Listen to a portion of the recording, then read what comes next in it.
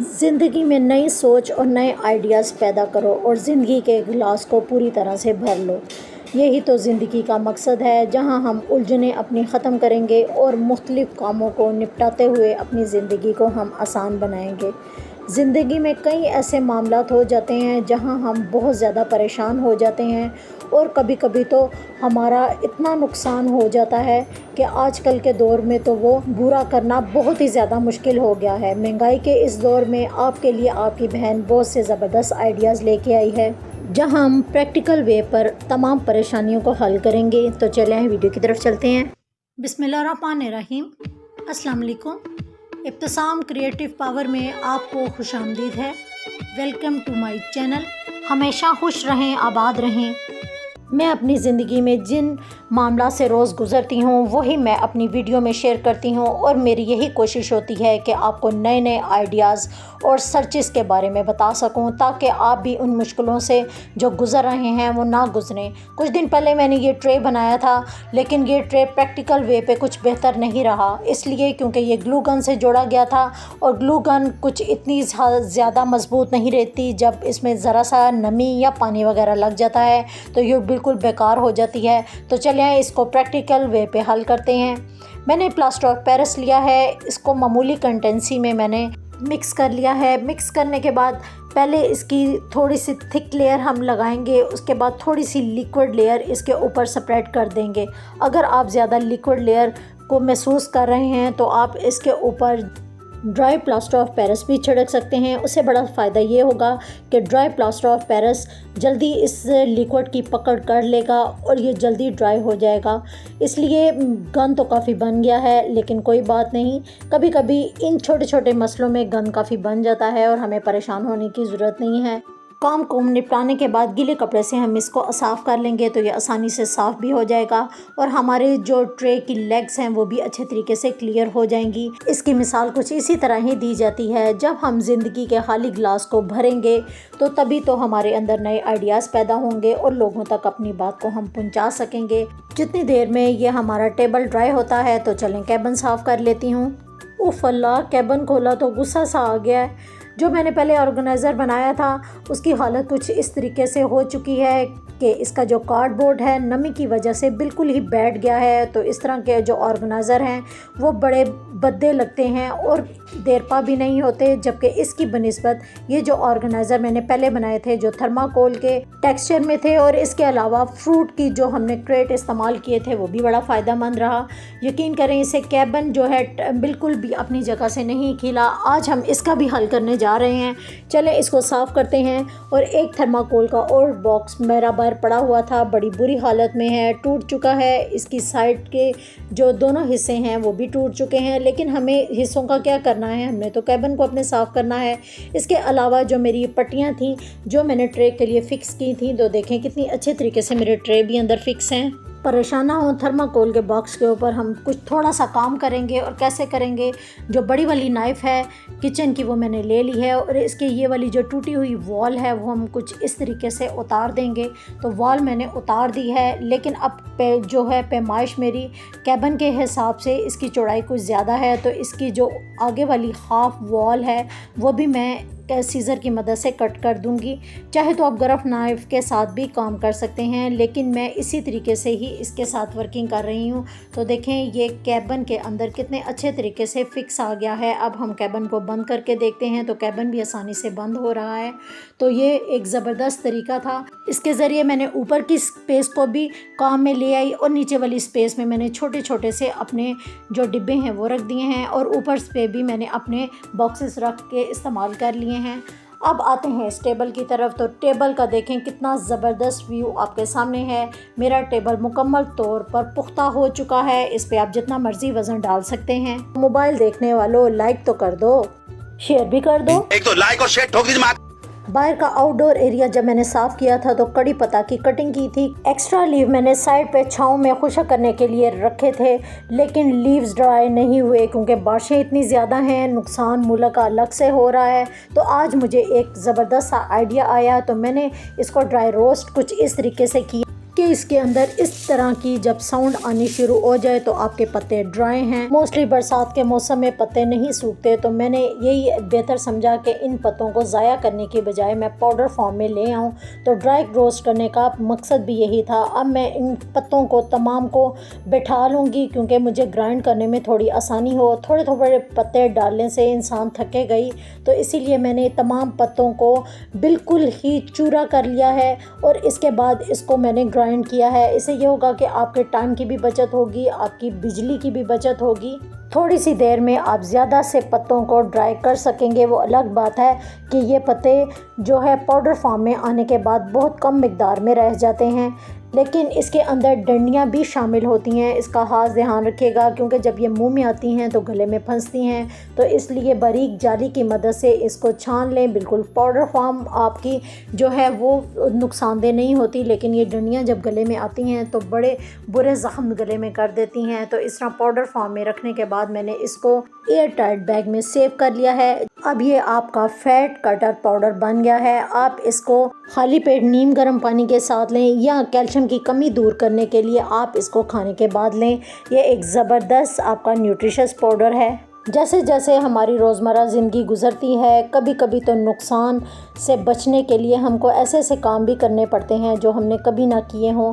जब मैंने ये अपना दराज ओपन किया है तो मैंने देखा मेरा ये दराज टूट चुका था और इसकी हालत कुछ बड़ी बुरी हो चुकी थी क्योंकि एक साइड से शायद किसी ने पानी गिरा दिया था। नमी की वजह से इसकी जो बोर्ड की सरफेस थी वो भी काफ़ी फूल चुकी थी।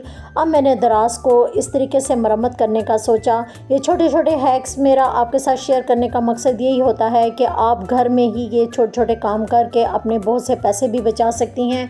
मेरे पास आरी नहीं है तो क्या हुआ, ये नाइफ़ जो है मैंने आरी के काम के लिए यूज़ कर ली है। वुड वर्किंग के बाद इस तरह के जो पीस है वो मैं ज़ाया नहीं करती बल्कि इनको संभाल के रखती हूँ और आज यही पीस मेरे काम आएंगे। तो इसको मैंने कटिंग कुछ इस तरीके से कर लिया है। इसी नाइफ़ की मदद से ही मैं इसको आसानी से कट कर लूँगी। मेरा हर काम आपके सामने एक प्रैक्टिकल वे पर होता है कि मैं बताती हूँ कि जो मैं करती हूँ आप भी मोटिवेट हों और इस तरह के छोटे छोटे काम आप अपने घर में कर सकें। और मैं व्यूज़ लेने की लालच से ये काम नहीं करती बल्कि सिर्फ़ और सिर्फ आपको नॉलेज देने के लिए काम करती हूँ। ज़रूरी नहीं होता कि एक मर्द ही हर काम करे, औरत भी आजकल किसी से पीछे नहीं है, वो तमाम काम ये कर सकती है और मैं ये तमाम काम खुद ही करती हूँ। तमाम पट्टी को मैंने फ़िक्स कर लिया है और इसके दोनों साइडों पर और सेंटर में मैंने कील लगा दिए हैं। थोड़ा सा कील आप इस तरीके से दबा कर जब रखेंगे तो कील इसके ऊपर स्टैंड हो जाएगा और हैमर की 2-3 फोर्स लगाने के बाद आसानी से इस वुड के अंदर कील चला जाएगा। लसानी कार्डबोर्ड थोड़ा नरम होता है इसलिए कील लगाने में हमें मुश्किल नहीं हो रही और ये आसानी से हमने अपने ड्रॉ को मुरम्मत भी कर लिया। देखें कितना अच्छे तरीके से ये फिक्स हो चुका है। ना तो मैंने इसके अंदर कोई गम लगाई है ना ही मोटी वाली लकड़ी का इस्तेमाल किया है, तो और कैबिन मेरा बड़ी आसानी से जुड़ चुका है।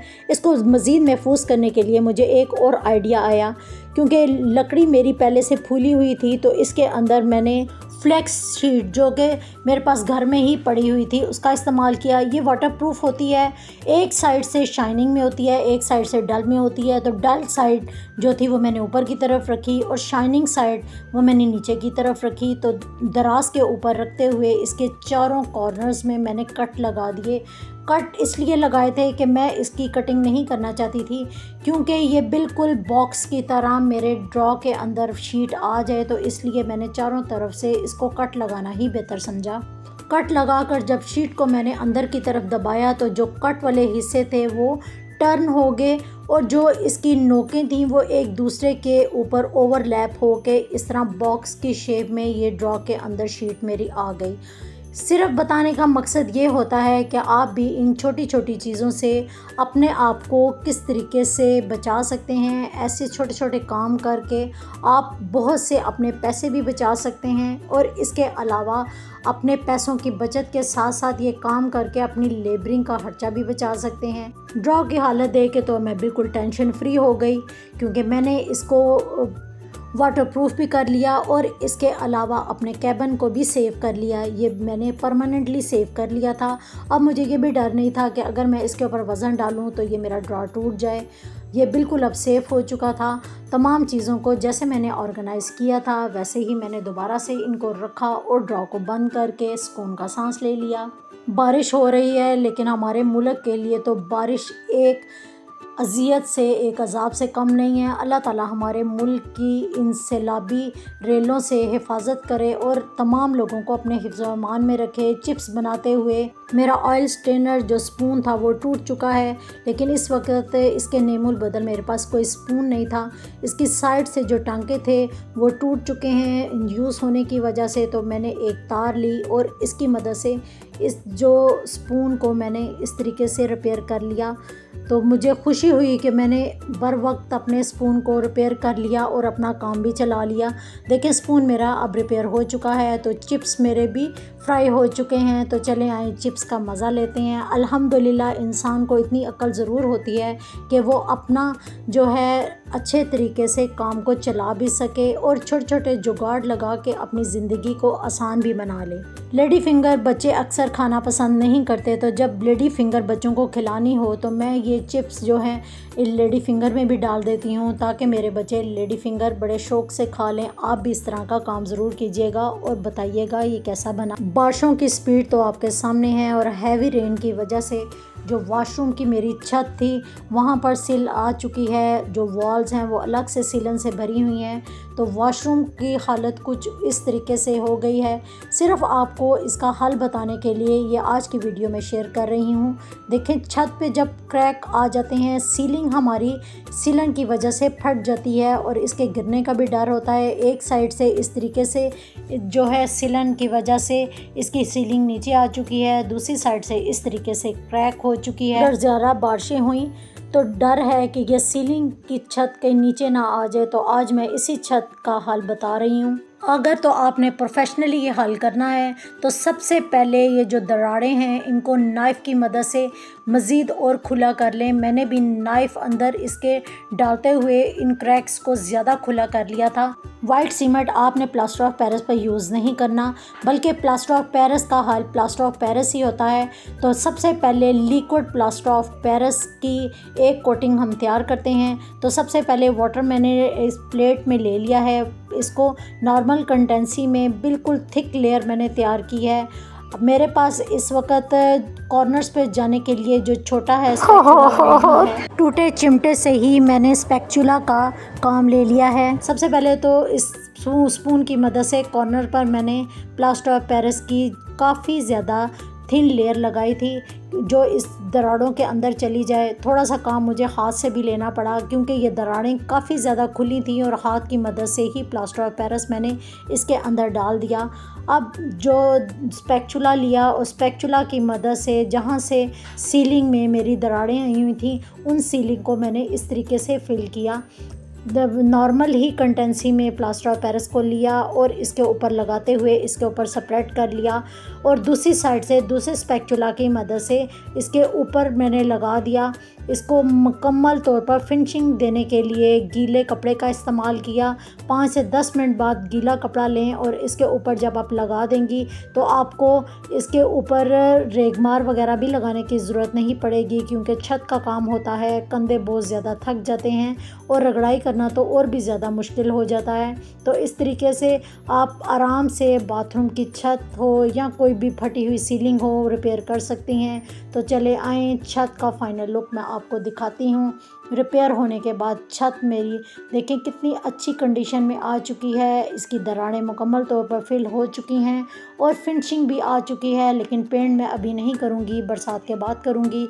तो आज मैंने आपको प्रैक्टिकल हल जो बताए हैं, उम्मीद करती हूँ कि मेरी आज की ये मोटिवेशनल वीडियो आपको काफ़ी पसंद आई होगी और छोटे छोटे काम करके आप अपना वक़्त, पैसा और लिविंग का खर्चा भी बचा लेंगी। तो हमें ज़रूर याद रखिएगा। अल्लाह हाफ़िज़।